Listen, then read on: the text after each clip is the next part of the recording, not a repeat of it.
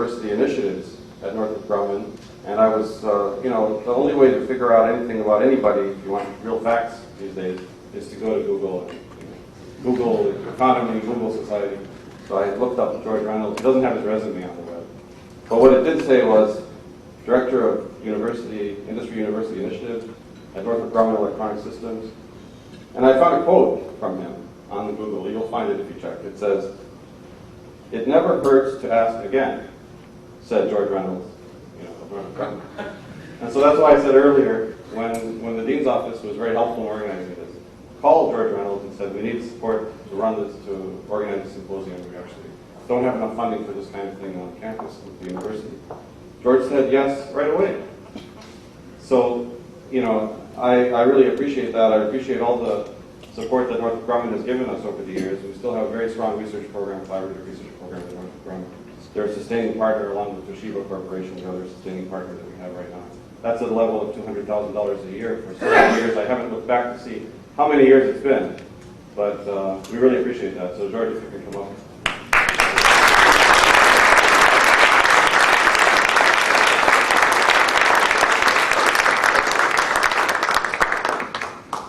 George, thank you.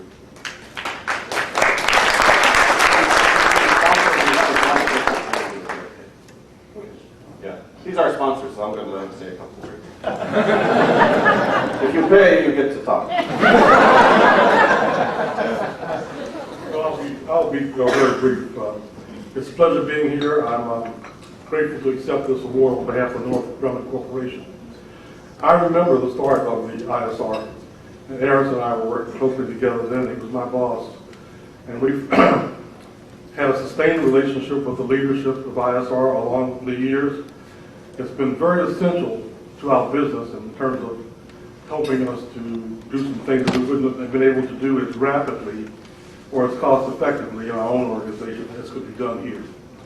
And I still maintain those friendships with Gary and Jeff and others, and we still see this as a valuable, even growing, more valuable part of our organization, and I'll tell you why. If you read the March issue of Harvard Business Review, they'll talk about something Procter & Gamble does, where they really go to universities and look for entrepreneurial professors and go to incubators and look for ideas as opposed to funding their own internal research. And we're beginning to adopt that model.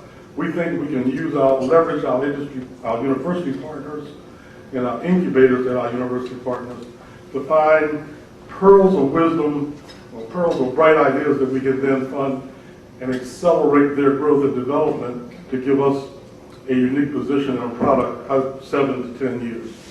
And so we'll be doing less internal research and more external, using, like I said, incubators and bright entrepreneurial people. So this is going to continue to grow, and we see it as an essential part of our business plan. Thank you very much.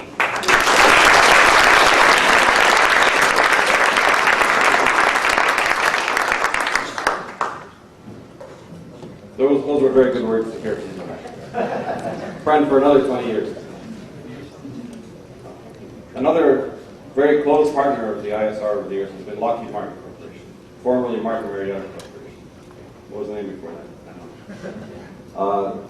A couple of close friends at Glenville Martin Corporation. A couple of close friends there at Lockheed Martin are Norm Augustine, who was the CEO of Martin Marietta Corporation at the time that the ISR was founded. He was very, very helpful in establishing the collaboration. In fact, they gave us support in the NSF proposal as well. They also gave us the Lockheed Martin professorship, Lockheed Martin Systems Engineering Professorship, which is held by no other than John Barrett. And so they're still supporting us in that way because there's an endowment for that professorship. So Norm Augustine has been a close friend there. Also, Mal O'Neill has been a close friend at Lockheed Martin. Neither of them could be here today. Mal O'Neill was the CTO of Lockheed Martin until he retired recently. So they're going to be getting their gifts in the mail so that they can always remember ISR and their connection with ISR. We do have a representative of Lockheed Martin here with us today, and that's Susan Chong, who is the Lockheed Martin Campus Relations Manager, who I met the other day. And it's really great to have her here. She's a Maryland alum, business school, correct? No? No? Liberal arts. Liberal arts, I forgot. That's right. appreciate all the support of Lockheed Martin, and we have a gift for you, and we'll be sending the other two their gifts in the mail, like I said. So can you come up and...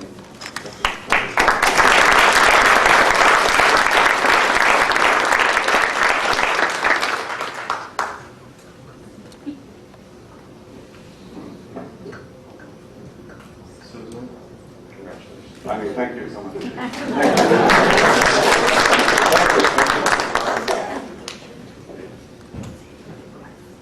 Who's next?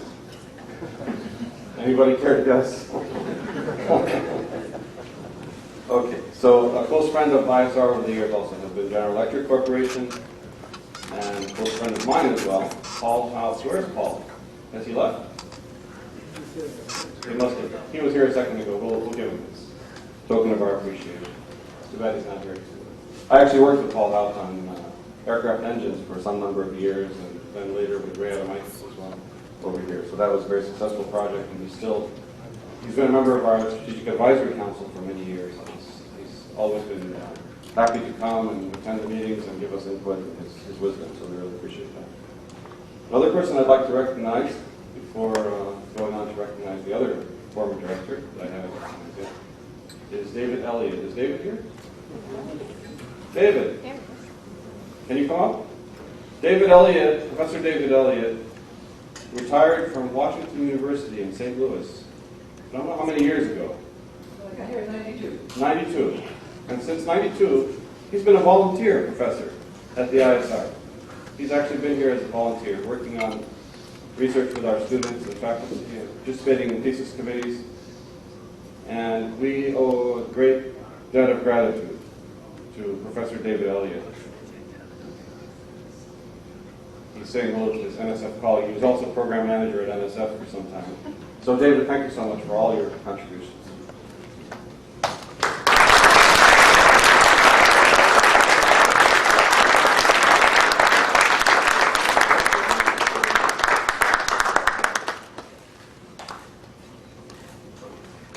Thank you.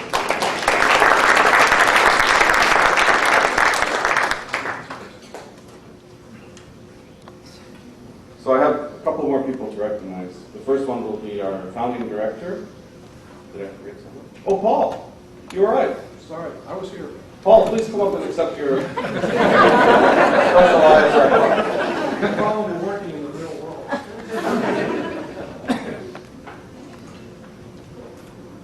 Paul, thank you very much for all the support you've given ISR over the years. Thank you We very really much. appreciate this.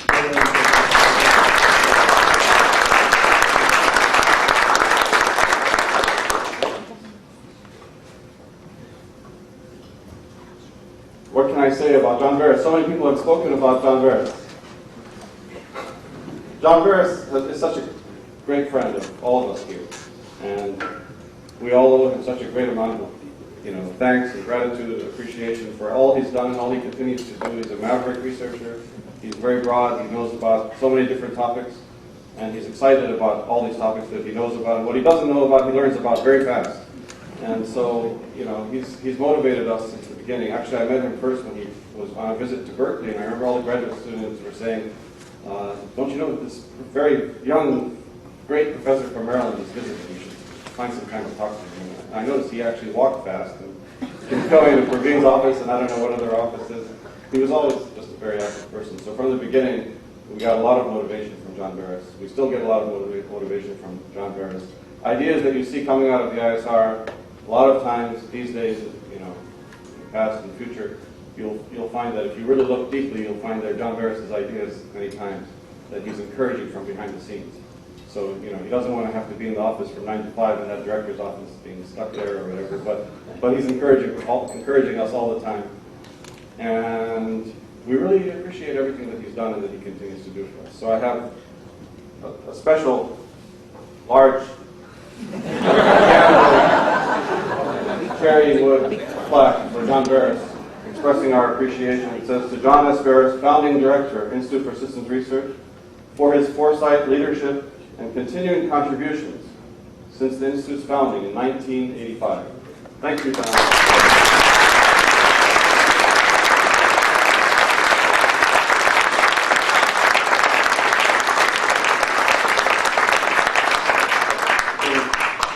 chance to speak a few minutes. I'll say only a few words. First of all, I mean, people said so many things about me, and I don't believe that even my own mother, who's still alive, would believe them. And actually, if she heard them, she would come back and say, "You're not doing this right. You have to do this and that and the other." Anyway, but thank you all very much for being here. It's wonderful to see so many friends and people I haven't seen for years, and the students. Let me just tell you, this was a group and team enterprise from the beginning. I think Benny said it right in the morning when you say we, it's editorial. So when you hear John, you should hear you, we, and this is the entire group of people here, faculty, students, administrators, and staff that made this a success. There's proof of that. When we started, I think Tony and myself were the oldest members, and maybe Tom McAvoy, and the span of ages was from 40-something, very early, 40 to 23. I think Ian was the youngest member of the team, and we're still together, working together, exchanging ideas together, fighting over issues and things like that, and that's a proof that was a team effort. We were lucky to have an exceptional group of staff. Many of them you saw, many others are not with us, they are in other places, and they really made us a success. They did all the hard work, and we dreamt about things, and then they made it happen. And we had a very supportive administration, and that's both inside the university, and we had friends in industry and other places that made this a successful enterprise. So I'm very thankful for all that, and we all are very thankful for all of you for being here and helping us in making this a very successful enterprise. And we're looking forward to further things. Thank you very much.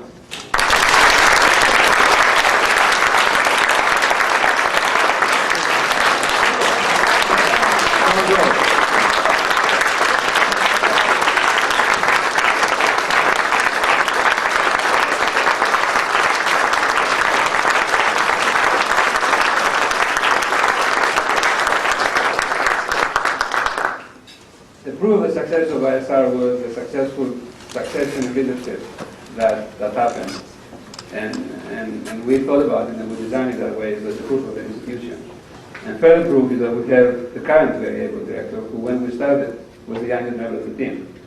So Ian was recruited for Berkeley because I believe I was the youngest professor up to that point, and he beat that record as far as being And we heard a lot about him, and when he saw me going to Pravin's office, was trying to persuade Pravin to say a few good words to Ian to come to Maryland and so on. We recruited several people from Berkeley. Ian is a brilliant researcher. He very early on worked with industry, with General Electric and others. He was with us from the beginning. He has an outstanding record of research.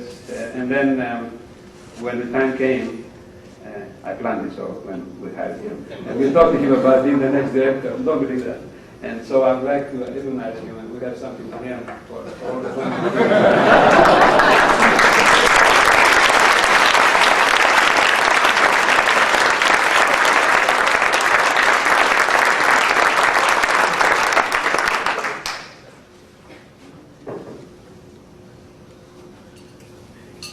Thank you for the kind words. I didn't plan this just to get a plaque.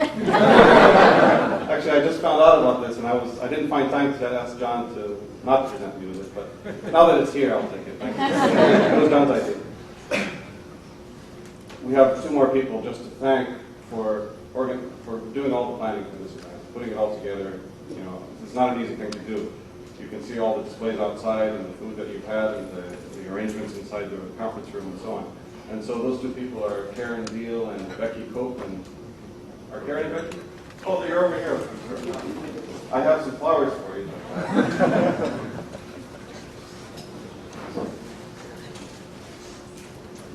This is Karen Deal.